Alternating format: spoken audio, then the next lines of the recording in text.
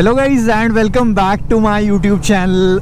बहुत दिनों बाद सनराइज देखने मिल रहा है and I am pretty sure that आप में से भी काफ़ी कम लोग होंगे जो सुबह जल्दी उठ रहे हो। लॉकडाउन चल रहा है, चलते ही जा रहा है। Oh my God, this view is so good. I am not really sure कि कैमरा के अंदर कितना कैप्चर हो पा रहा है अभी, बट नेकेड आई से तो बहुत अच्छा लग रहा है। पीछे में रुका इसलिए था क्योंकि ग्लव्स के अंदर मुझे जजमेंट नहीं आ रही कि कितना कैमरा ऑन है कि नहीं, एंड फीडबैक नहीं आ रहा है। ठंडी ज़्यादा है तो हाथ जो है वो मेरे फ्रीज हो चुके हैं and I am riding this meteor, not my motorcycle. I got this motorcycle from Royal Enfield as to make couple of videos.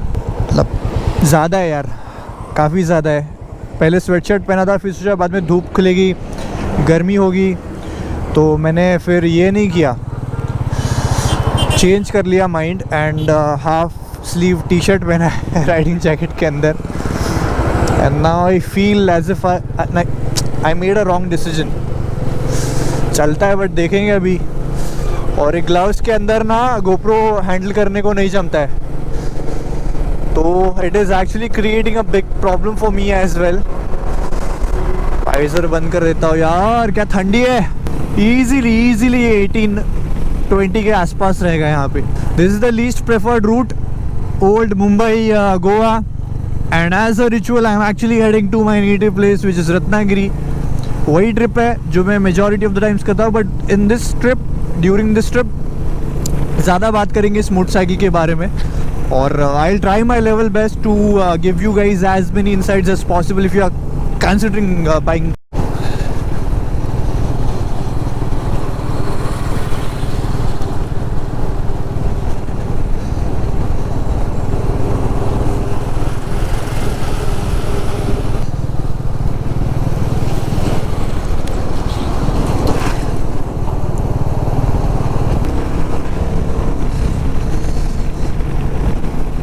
Blue sky, white clouds,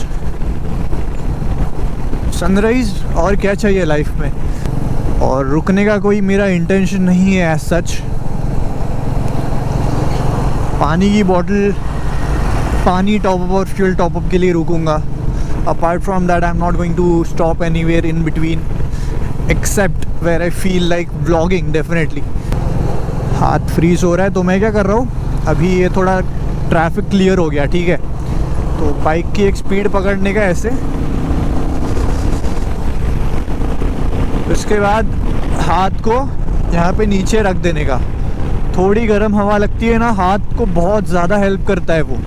touring करोगे, ठंडी रहेगी जहाँ पे, ये टेक्निक यूज़ कर लेना। ग्लव्स निकाल के इसलिए कर रहा हूँ क्योंकि ग्लव्स पहन के करूँगा तो सेंस नहीं है, क्योंकि ग्लव्स के अंदर ऑलरेडी ड्यू जमा हो गई है मेरे, तो ग्लव जो है वो थोड़ा लेदर का होने के बाद भी ना थोड़ा वेट हो गया है, मतलब मॉइस्ट हो गया है, वेट नहीं बोल सकते उसको, मॉइस्ट हो गया है वो।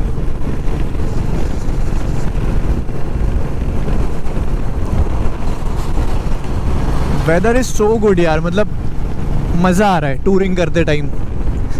The only issue that I have is I cannot go post 80-90 max, because 80-90 के बाद ना इंजन जो है मोटरसाइकिल का वो स्ट्रेस लगता है, चीज़ें ना कंफर्टेबल नहीं लगती बाइक के लिए, और उसी की वजह से ये स्लो स्टेडी जो प्रोसेस है वही मैं यहाँ पे फॉलो कर रहा हूँ। ज़्यादा क्या बोलते हैं उसको, एड्रेनलिन वाला जो राइडिंग होता है टूरिंग के टाइम पे, वो नहीं कर रहा मैं। This is more of a relax cruising on this particular motorcycle. The best part is the torque is usable, as I said it was in the city as well.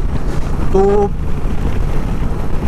एक ही gear जो है, fifth gear, उसमें ही अच्छा खासा 40 से 90 तक का range ना मेरे को कंटिन्यू रखने मिल रहा है इस रोड के ऊपर। By the way I am on old Mumbai Goa route, national highway 66। Ghats आएंगे आगे, सब्र करो ज़रा।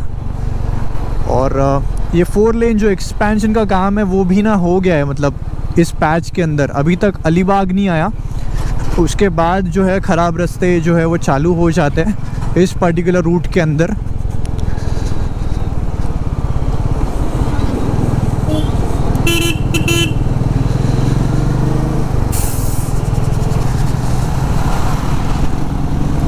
R15 अपनी आर्या होती तो इसको मैं थोड़ा ऐसे टाइम पास के लिए उकसाता इस बंदे को। इस पे क्या उकसाऊंगा उसको, जीत जाएगा यार। थर्ड गियर में गाड़ी 97 चाहती है R15।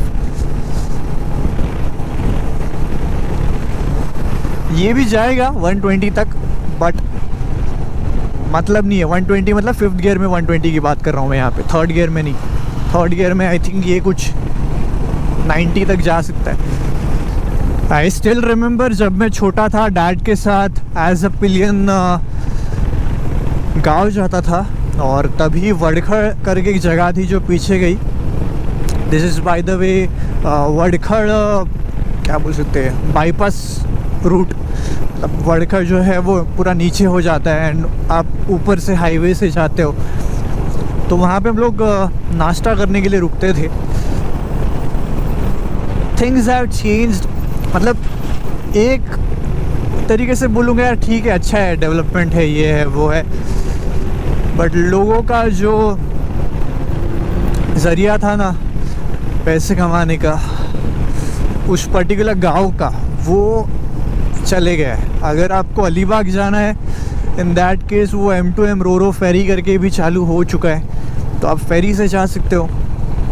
तो ये जो पूरे रूट्स थे ना, यहाँ के होटल्स जो है कम्प्लीटली सनराइज हो गया है। अभी थोड़ा एक्सपेक्ट कर सकते हैं कि गर्मी जो है वो बढ़ेगी, थोड़ा ही एक्सपेक्ट कर सकता हूँ, ज़्यादा तो कुछ कर नहीं सकता। मेरी गलती है यार, मंद हूँ मैं, स्वेटशर्ट पहनना चाहिए था इसके अंदर।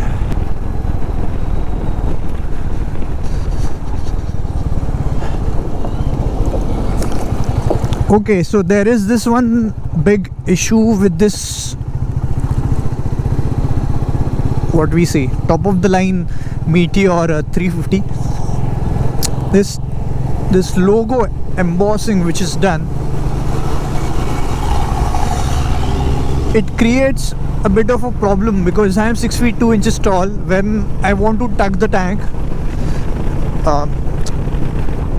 it is creating a problem because समझ लीजिए अगर स्पीड ज़्यादा है, मेरे को स्पीड कम करनी है, पैनिक ब्रेकिंग है, I am definitely going to hold on to the tank, and while doing that this logo, the chrome part is creating a issue because वो मेरा नी जो है ना उसको ही बीच में कहीं पे तो आ जाता है वो, क्योंकि फुट पैक का पोजीशन फॉरवर्ड सेट है। If I sit like this, मेरा जो नी है वो इसके ऊपर लग रहा है, and I am 6 feet 2 inches tall. 6 foot वाले को भी ये इशू आएगा।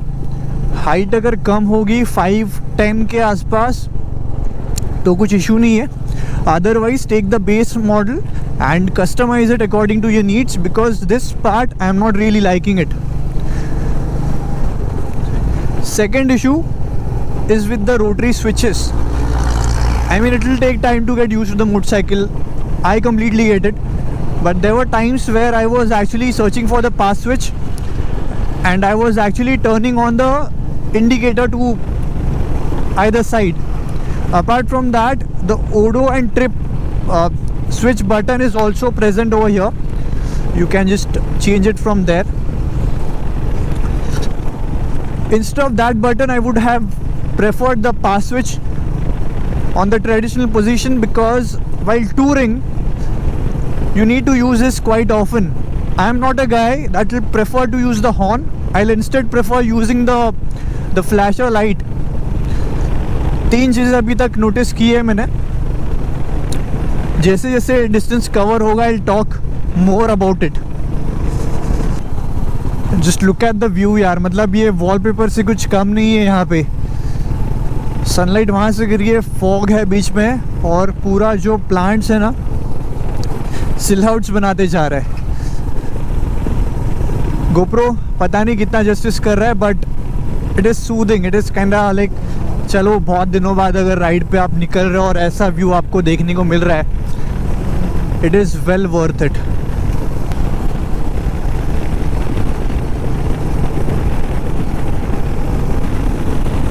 एक बात ऑनेस्टली बोलूँगा यार, पेंट क्वालिटी टॉप वेरिएंट में अच्छा मिलेगा, बट ये जो पार्ट है ना क्रोम का, ये कम से कम पिछले आधे घंटे में, where all of a sudden ऐसे कुछ पैच आ जाता है ख़राब, जहाँ पे आपको पैनिक ब्रेकिंग करनी है।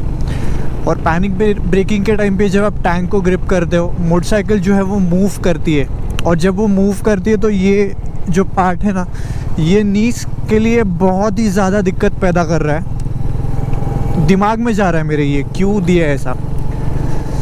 मतलब इसको थोड़ा आगे देते ना, यहाँ पे चल जाता। ये पीछे है ना, तो राइडर का जो नीज है उस पे ये रब होने के टाइम पे, पता है स्कूल में कभी कभी बेंच लग जाता था अपने को, या फिर बेंच का कभी कभी नट लग जाता था, वो सेम जो फीलिंग होती है वो मेरे को अभी इस टाइम पे आ रही है, thanks to this chrome part.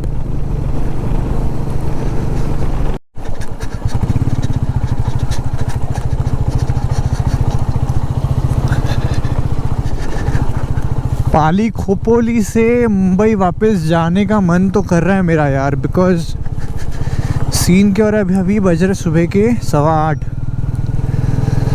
और किलोमीटर्स टोटल हो गए हैं 30 किलोमीटर तो कल चला लिया था, 120 के आसपास मुंबई से, मतलब मलाड से जहाँ पे मैं रहता हूँ।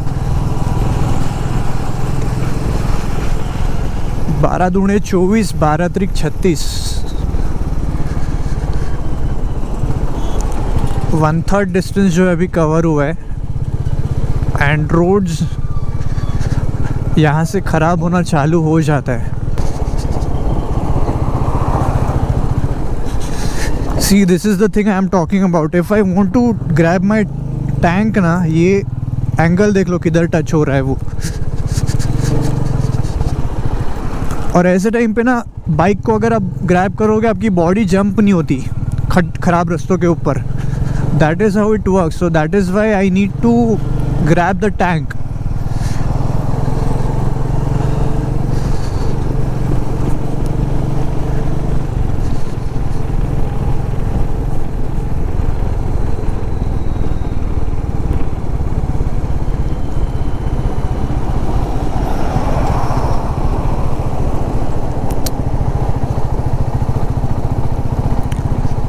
I think I should just take a U-turn from here, yaar. It is not the fault of the motorcycle, I feel, but ये चीज़ जो ना मेरे को बहुत तकलीफ़ दे रही है चलाते टाइम गाड़ी को। I never thought कि ये रीज़न होगा। What to do? Whether we should head back to Mumbai or continue.